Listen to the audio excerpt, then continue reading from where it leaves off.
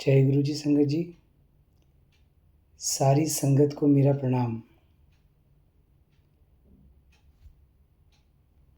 गुरु जी ने एक शब्द सुनाया और समझाया कि क्या ते खटिया कहाँ गवाया, चलो शिताब दीवान बुलाया।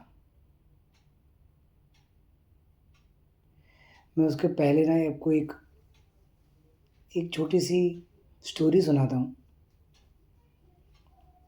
एक एग्जाम्पल के साथ।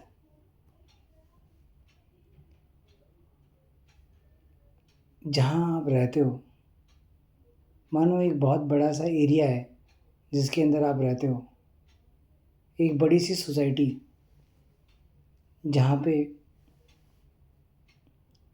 200-250 लगभग घर हैं। इतनी बड़ी सोसाइटी, और उस सोसाइटी के इर्द गिर्द बहुत सारे पेड़ पौधे, कोई बड़ा है कोई छोटा है। उन सब में से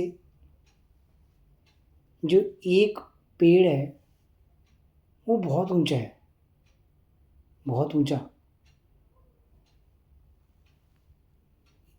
इतना ऊंचा कि बाकी सारे जो पेड़ है वो सब उसके आधे ही आते हैं, कोई उसके आसपास भी नहीं आ रहा, वो इतना ऊंचा है। एक बार सोच के बताओ कि क्यों वो इतना ऊंचा है, क्यों? सोचो।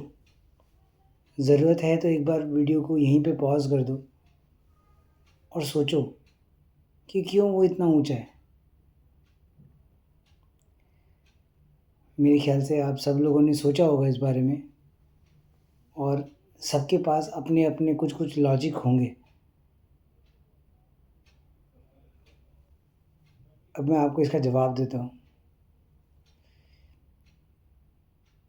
इसके पीछे कोई लॉजिक नहीं है कि वो क्यों इतना ऊंचा है, बस है। क्यों है इसके पीछे कोई लॉजिक नहीं है, लेकिन इंसान के पास लॉजिक है कि इसको बहुत सारा पानी दिया होगा।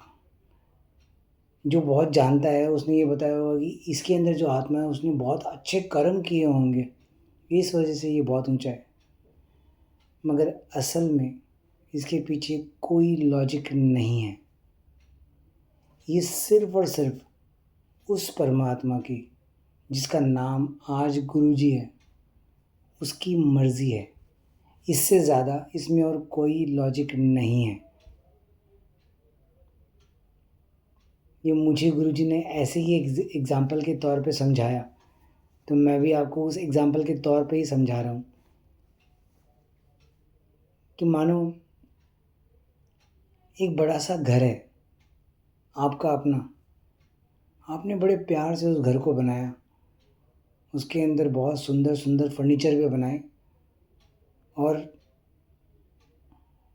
उसके अंदर सब कुछ किया। लेकिन एक सोफ़ा सेट जो होता है, एक सोफ़ा जो आपने वहाँ पर लगाया, वो सोफ़ा, उसकी हाइट थोड़ी ज़्यादा थी। बाकी सब जो नॉर्मल सोफ़ा है उन सोफ़ा से ज़्यादा उसकी हाइट थी, और वो ज़्यादा सुंदर था, एकदम एक्सक्लूसिव, ऐसा एकदम अलग सोफ़ा। अब आपने वो सोफ़ा इसलिए लिया क्योंकि वो आपको बहुत सुंदर लगा, बहुत अच्छा लगा। लेकिन जो आपके घर के अंदर चींटियाँ हैं, छोटी छोटी एंट जिसको बोलते हैं, जो चींटियाँ हैं ना छोटी छोटी, उनके पूरे मोहल्ले में, जो चींटियों का जो झुंड है उनके सब पूरे मोहल्ले में अफरा तफरी मच गई है, और सब लोग परेशान हो रहे हैं, सारी चींटियाँ परेशान हो रही है कि ये सोफ़ा हम लोगों को मारने के लिए लाया गया है। और सब परेशान हैं, इधर उधर भाग रहे हैं सब। क्यों पता है? क्योंकि सबको लग रहा है, उन चींटियों को लग रहा है कि उनको मारने के लिए ये सोफ़ा लाया गया है। लेकिन ज़रा सोचो वो सोफ़ा क्यों लाया गया था? वो सोफ़ा उस घर का मालिक इसलिए लेके आया था क्योंकि उसको बहुत सुंदर लगा। लेकिन क्योंकि उन चींटियों ने इसके अंदर एक लॉजिक ढूँढा और ढूँढ कर ये तय किया कि ये हम लोगों को मारने के लिए लाया गया है, तो क्या हुआ, वो परेशान हो गए, इधर-उधर भागने लगे, सब परेशान। वो चींटियों के घर वाले, रिश्तेदार, आस-पड़ोस के दोस्त सब परेशान, पूरा मोहल्ला परेशान। लेकिन वो सोफ़ा कुछ भी नहीं कर रहा है। वो अपनी जगह पे चुपचाप बैठा है और कुछ कर भी नहीं सकता, कुछ कर भी नहीं सकता। पता है वो सोफ़ा कौन है? वो सोफ़ा है आपके अंदर का डर, जो आपको बताता है कि मैं तुम्हें मार दूँगा। आपकी सोच जो आपको बताती है कि ये हो जाएगा, वो हो जाएगा, ऐसा हो जाएगा, वैसा हो जाएगा, मगर असल मायने में कुछ भी नहीं हुआ है, कुछ नहीं।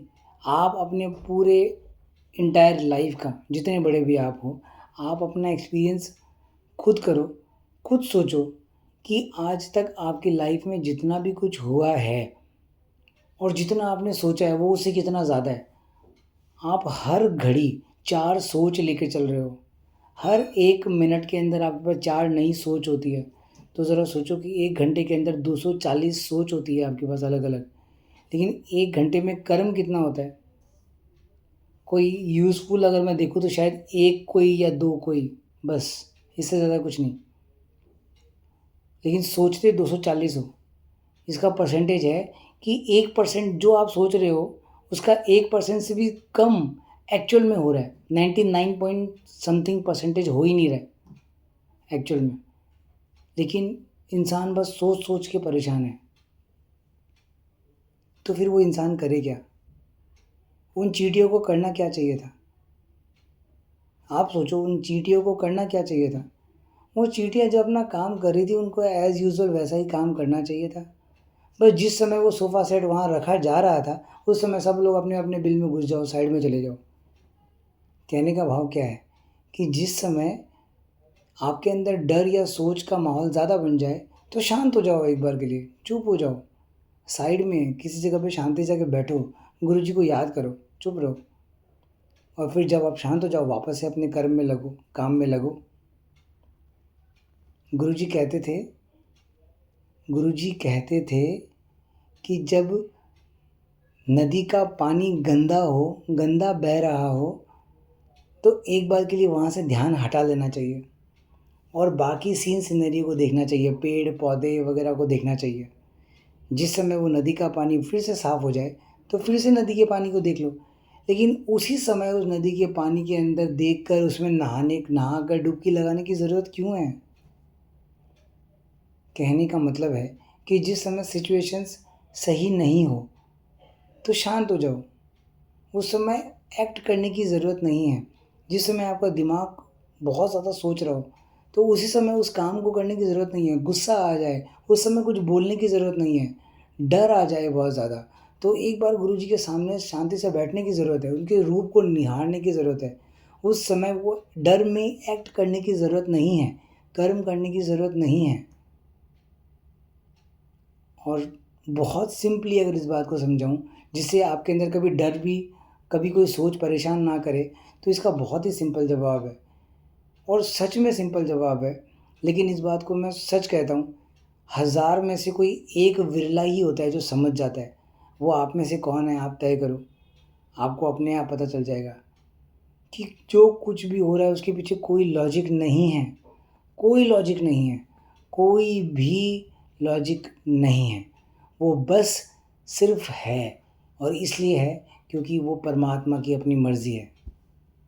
ये बात जो इंसान जब समझ गया, वो तब ही वो तब उस क्षण से ही अंतर से अंदर पूरी तरह से खुश है और शांत है। जो भी तरीके लगा लो अपने मन को शांत करने की, कोई तरीका है ही नहीं कि मन को शांत कर ले।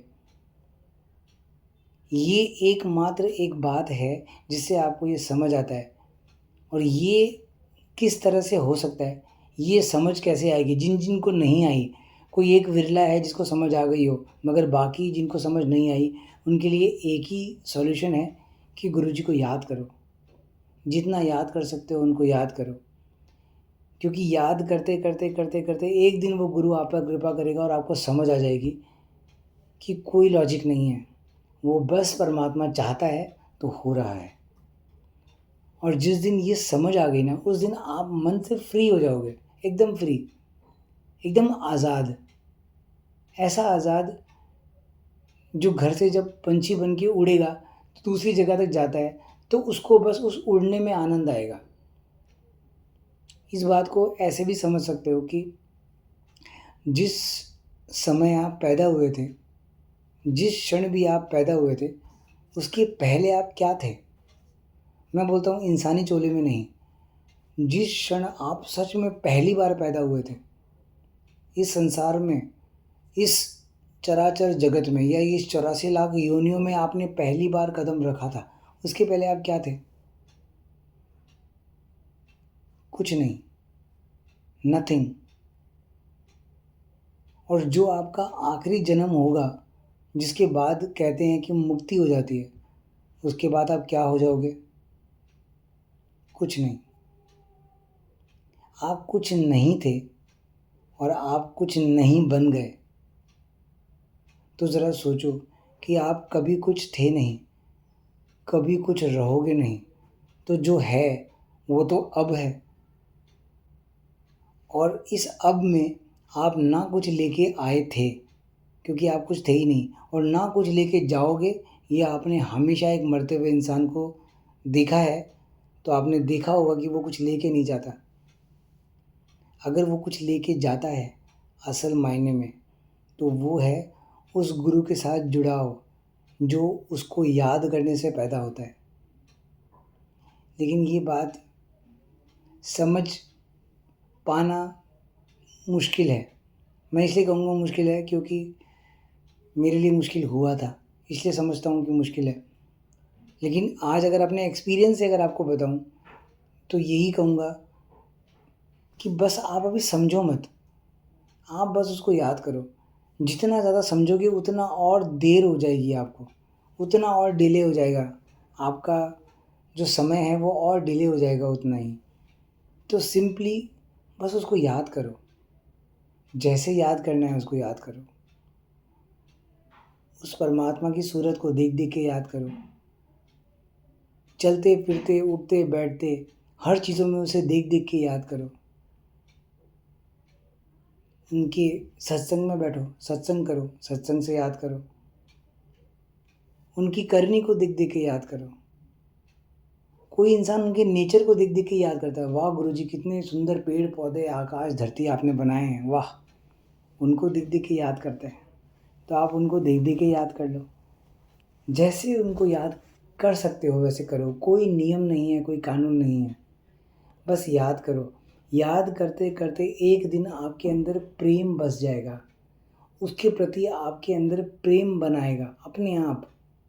याद करते करते वो प्रेम बन जाएगा और फिर आपको उसको याद करने की ज़रूरत नहीं पड़ेगी, क्योंकि प्रेम में कोई इंसान किसी को याद करता नहीं, वो नेचुरली याद रहता है। लेकिन ये तब समझ आता है जब इंसान कोई सच्चा प्रेम करे। अगर मुझे पता नहीं कि किसने अपनी ज़िंदगी में सच्चा प्रेम किया है, क्योंकि पहले तो सच्चे प्रेम को जानना बहुत ज़रूरी है। इसको बताना मेरे लिए भी नामुमकिन जैसा ही है, तो मैं आपको इस बारे में कुछ नहीं कह सकता। मगर ये कह सकता हूँ कि सच्चा प्रेम जिस दिन होगा, आपको अपने अंदर मन से पता चलेगा कि सच्चा प्रेम है, यही सच्चा वो प्रेम है। इस सच्चे प्रेम के अंदर सामने वाले से कोई डिमांड नहीं होती कि तुम ऐसा करो तो मैं प्रेम करूं। नहीं, वो हर सूरत में आपका होता है, हर तरह से आपका होता है। वो जैसा है, जैसा करे, वो उस हर सूरत, हर तरह से, हर सीरत में आपका होता है। जब आप किसी से सच्चा प्रेम करते हो, और वो सच्चा प्रेम अगर किसी का उस परमात्मा के साथ हो जाए, तो आपने अपनी ज़िंदगी को सफल बनाया है। वो सक्सेस जो कहते हैं ना दुनिया में कि मैं सक्सेसफुल हूँ, वो आपने अपनी ज़िंदगी में सच में आप सक्सेसफुल बने हो, सच में आपने ज़िंदगी में सक्सेस को हासिल किया है, अगर आपने सच में उस परमात्मा से कभी प्रेम किया है, सच्चा प्रेम। और सच्चा प्रेम हमेशा एक तरफ़ा होता है। सामने वाला मुझसे प्रेम करे या ना करे, मैंने उससे प्रेम किया है, बस। कोई डिमांड नहीं, कोई कंडीशन नहीं, बस प्रेम। शुरुआत में ये प्रेम सूरत से ही होता है, ये भी सच है। बहुत कम होता है कि सीरत से हो जाए या उनकी क्वालिटीज़ से, गुण से हो जाए। शुरुआत में ये प्रेम सूरत से हो जाता है। लेकिन मैं कहता हूँ कि अगर आपको गुरुजी की सूरत से भी प्रेम हो गया है तो भी भला, आपको गुरुजी की कोई क्वालिटी से प्रेम हो गया तो भी भला, आपने उसको परमात्मा ही देख लिया फिर प्रेम किया तो भी भला। आप जैसे करना चाहो, जिस तरह से करना चाहो, आप बस उसके प्रेम में आ जाओ, यही कोशिश करो। और प्रेम पाने का बस एक ही तरीका है, क्योंकि ये नेचुरल चीज़ है, ये नेचुरल होता है। प्रेम कभी भी किसी सोच के नहीं किया जा सकता, ये बहुत नेचुरल होता है। और ये नेचुरली कैसे होगा? याद कर कर के। आप बस उसको याद करो, जैसे याद करना है वैसे याद करो, एक दिन अपने आप वो प्रेम हो जाएगा और आपको पता भी नहीं चलेगा। मीरा ने भी प्रेम ही किया था, भक्त प्रहलाद ने भी प्रेम ही किया, सब ने प्रेम ही किया है। और गुरुजी ने भी कहा कि जिन प्रेम कियो तिन ही प्रभु पायो।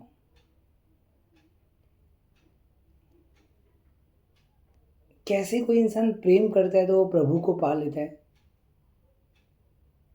इसमें एक भेद है, इस लाइन में ही एक भेद है। जिन प्रेम कियो, यानी जिसने प्रेम किया, तिन ही प्रभु पायो, उसने ही प्रभु को पाया। अगर मैं इसको ऐसे कहूँ कि परमात्मा का दूसरा नाम ही प्रेम है, ये सच है कि परमात्मा का दूसरा नाम ही प्रेम है, तो ये शब्द की लाइन कैसी होती?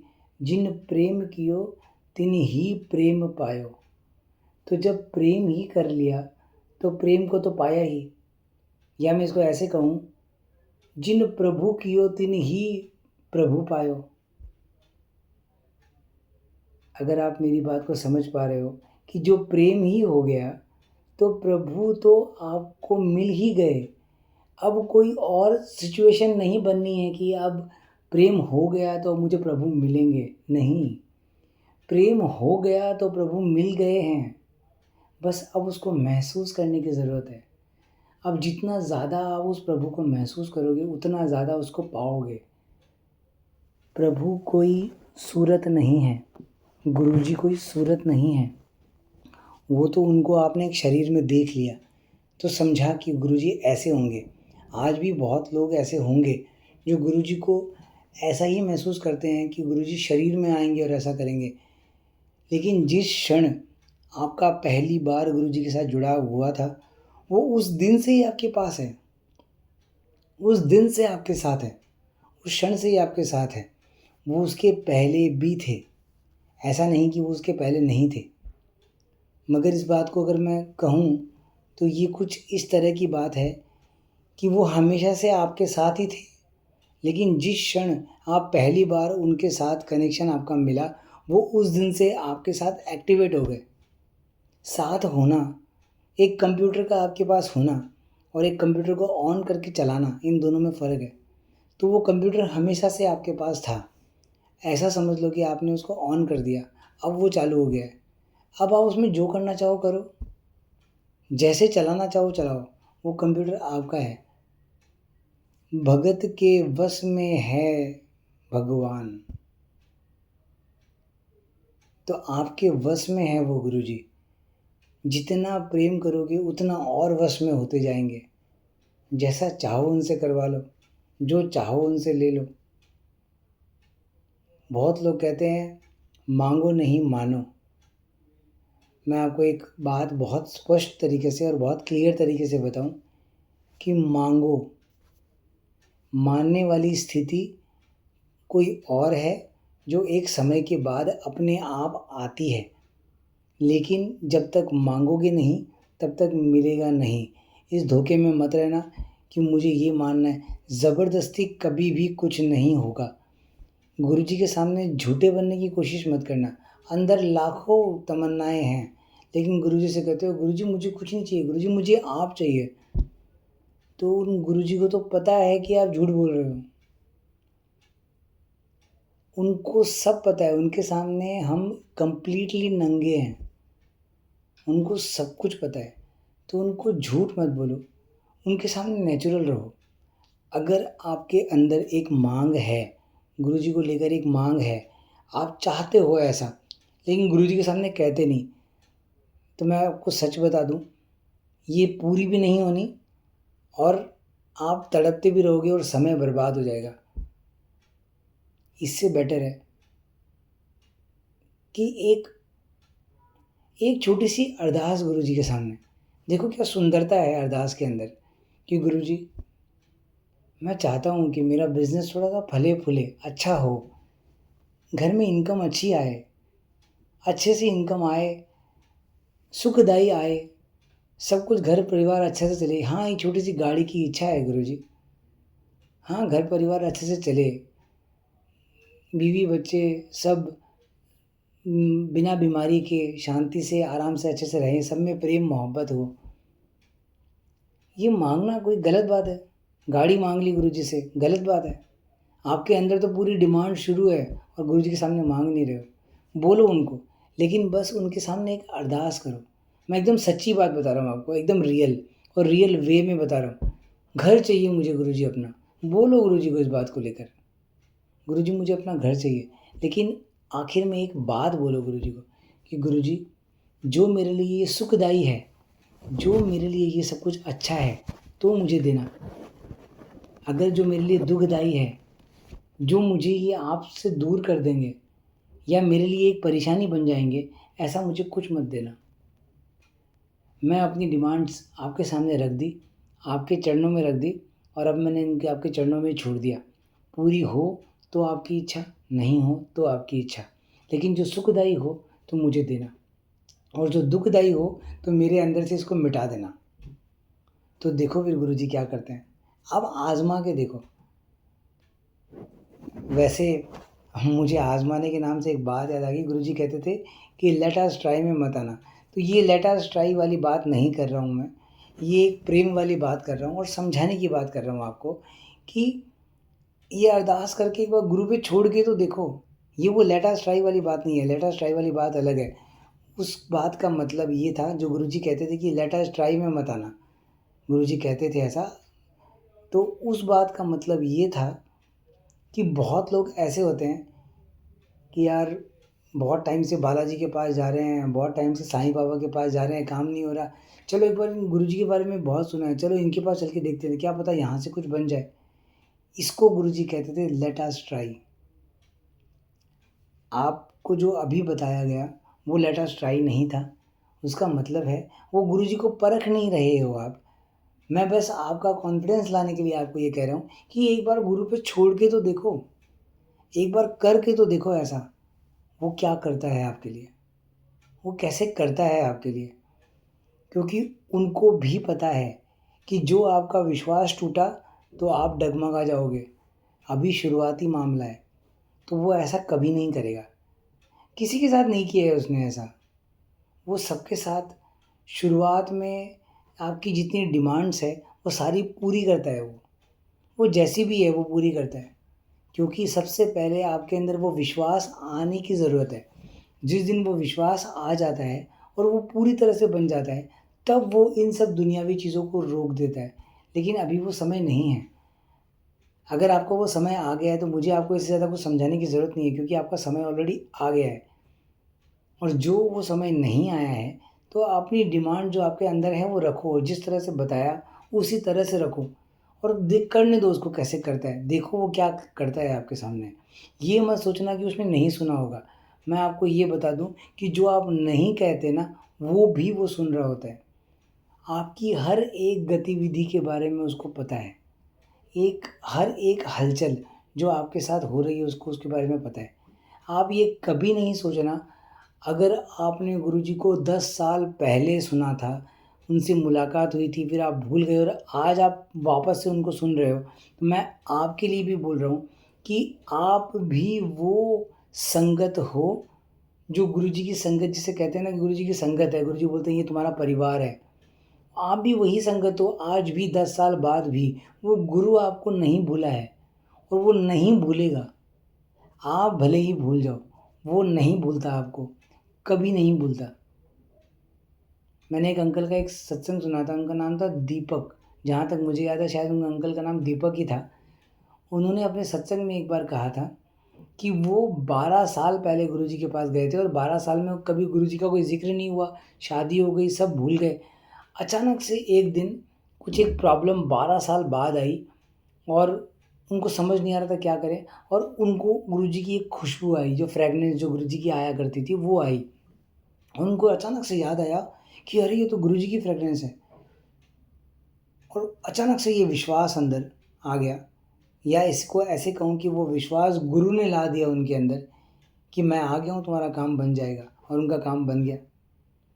12 साल जो इंसान गुरुजी से जुदा रहा, गुरुजी खुद आए उसका काम बनाने के लिए बिना किसी याद के।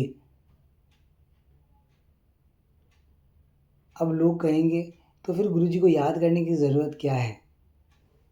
याद करने की ज़रूरत है। गुरुजी एक बात कहते थे, वो वचन मैं गुरुजी का पूरा करता हूँ एक बार, कि गुरुजी कहते थे कि तुसी मैनू याद करो, मैं तुहाडे काम करांगा। और एक बार गुरुजी ने कहा कि ये जो दुनियावी काम है ना, एक अंकल से कहा कि ये जो दुनियावी काम है ना, ये तू मुझसे मत पूछा कर, मेरा काम सिर्फ संगत के साथ डील करना है। ज़रा सोचो एक बार इन दोनों बातों को मिलाकर, कि गुरुजी ने कहा कि मेरा काम सिर्फ संगत के साथ है, ये जो दुनियावी काम है ये मुझसे मत पूछा कर। यानी उन संगत, संगत यानी वो शरीर नहीं, संगत यानी वो मन नहीं, संगत यानी वो जोत जो आपके अंदर है, वो जिस जगह से आई है उसको उस जगह तक पहुंचाना।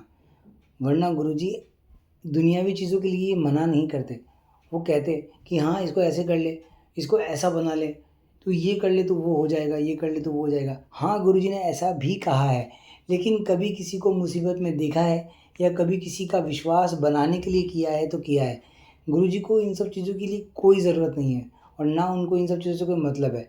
अगर आप सच में अपने अंदर साधु अवस्था रखते हो तो गुरुजी आपसे बात भी उसी तरह से करेंगे। लेकिन अगर आप अपने अंदर दुनियावी अवस्था रखते हो तो सबसे पहले गुरुजी आपसे वो दुनियावी अवस्था वाली ही बातें करेंगे।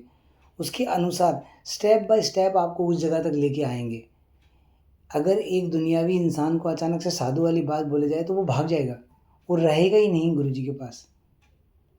तो वो जो काम गुरुजी कहते थे कि तुसी मैनू याद करो मैं तुहाडे काम करांगा, वो काम कुछ और है। वो है, गुरुजी जो कहते थे कि मेरा काम संगत के साथ है, मेरा काम संगत के साथ डील करना है। वो संगत के साथ डील करना क्या है? वो है कि जो आत्मा उस परमात्मा के घर से आई है और भटक गई है, उसको अपने रास्ते पे पहले लाना और रास्ते पे उसके साथ चलकर उसको वहाँ तक पहुँचाना। मगर यहाँ तक हमारी सोच नहीं है, हमारी सोच सीमित है। हमारी सोच कहाँ सीमित है?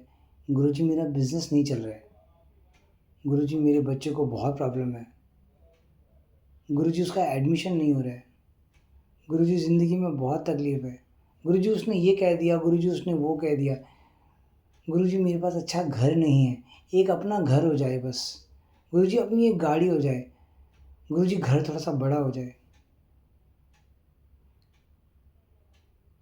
इन सब चीज़ों में अटके हैं हम लोग। लेकिन हमारा ध्यान उस तरफ तो तब जाएगा ना जब इन सब चीज़ों से हम लोग हटेंगे। इन सब चीज़ों से हटकर हम लोग उस तरफ देख पाएँगे, तो शायद हम लोग गुरु को उस गुरु के असली रूप को देख पाएँ कि वो कौन है। वो हर समय हमारे पास है, हर समय हमारे आस-पास है, वो हर समय सुन रहा है, वो किसी एक शरीर में आकर बोल भी जाता है, कर भी जाता है, लेकिन किसी को पता ही नहीं चलता कि वो क्या बोल गया और क्या कर गया। मैं बस आपको इशारा ही देना चाहता हूँ, इससे ज़्यादा और कुछ कहना नहीं चाहता। बस इतना ही कहना चाहता हूँ कि समझो, समझो कि गुरुजी ने क्यों ये सत्संग बनाए हैं। समझो कि गुरुजी क्यों चाहते हैं कि ये सत्संग बोले जाएँ। क्या ज़रूरत है उस परमात्मा को इतना कुछ करने की? इसलिए ज़रूरत है क्योंकि जब आप सत्संग सुनते हो, तो आपके अंदर एक विश्वास पैदा होता है। उस विश्वास की तरंगे पैदा होती है, और जो वो तरंगे आपके अंदर पैदा होती है, जो वाइब्रेशंस आपके अंदर पैदा होती है, उससे गुरु आपके अंदर समाता है, और तो आपका कल्याण होता है। ये बातें इतनी सी बात में ही समझ आने वाली है।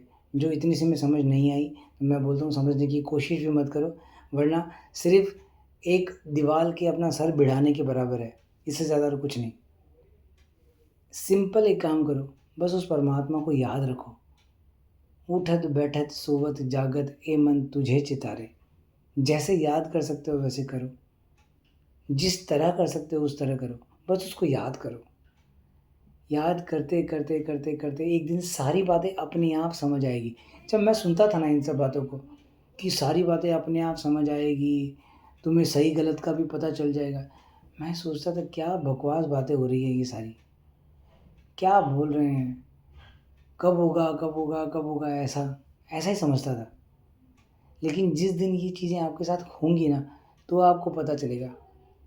लेकिन मैं ये बातें क्यों बोल रहा हूँ? मैं इसलिए बोल रहा हूँ कि आपका वो जो समय, जो 1 साल है, 1 महीना है, 2 साल है, 10 साल है, मुझे नहीं पता। लेकिन जितना भी समय इसमें लगना है आपको वहाँ तक पहुँचने के लिए, वो समय आपका बर्बाद ना हो। बर्बाद कहने का मतलब है कि आप दुःख में ना गुज़ारो उस समय को। उस समय को भी सुख में गुज़ारो, जिस समय आप गुरु की अपनी याद में रहते हो। खुश रहो, हर चीज़ों को करते वक़्त खुश रहो। सब कुछ करो, सब कुछ बढ़िया से निभाओ। अपनी दुकान जाओ, अपने काम-काज में लगो, पार्टीज़ में जाओ, कोई शादी-ब्याह में जाना है वहाँ जाओ, रिश्तेदारों से मिलो, घूमने-फिरने जाना है वहाँ जाओ। मगर हर चीज़ों में आप बस अपने गुरु को याद रखो। याद रखने का सबका अपना-अपना तरीका। कोई इंसान कहीं भी जाता है, वो हर जगह गुरु को ही पाता है। वो बस देखता है कि गुरुजी आपने मुझे अभी यहाँ भेज दिया, आपने मुझे अभी शादी में भेजा है, तो शादी में चले जाते हैं। अच्छा गुरुजी अभी आप इसको गिफ्ट देना चाहते हो, ठीक है चलो गिफ्ट दे दो। ऐसे भी याद करता है। तो जैसे आपको याद आए वैसे याद करो, अपने अंदर याद करो। वो गुरु एक दिन आपके अंदर ही बैठ जाएगा, फिर वो कहीं जाएगा ही नहीं, जब वो प्रेम हो जाएगा। जिन प्रेम कियो तिन ही प्रभु पायो।